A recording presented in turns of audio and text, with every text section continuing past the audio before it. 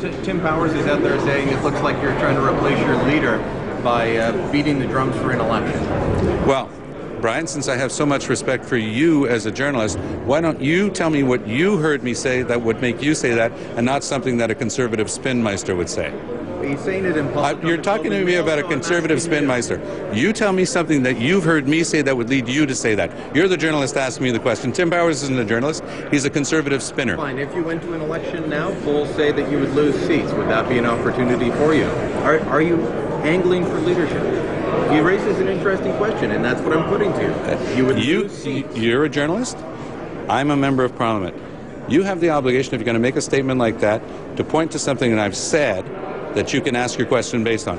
I'm not going to answer a pure hypothetical from you, Brian. I have too much respect for you, and you should have a little bit more respect for your own function and ours than to ask questions like that. So tell me something that I've said that allows you to ask that question, Brian Lilley. Well, I can ask whatever question I feel like, Tom. Well, tell me something that I've said that leads to that question. Something that I've done or said. You're asking a purely hypothetical question based on something that comes from a conservative spinmeister. We ask them all the time. Tell me something I've said. You've said that an election is likely. You've called for an election. Show me where I've said that.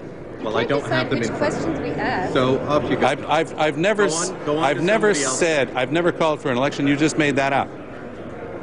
Go on to somebody else. You've made stuff about me before, and you better start watching yourself. You've done that with me before once on something very specific that I talked to you about one-on-one, and I kept it between us. But if you're going to keep making up stuff, you're going to be held to account yourself. You've got moral obligations here too, and you've got ethical obligations as a journalist.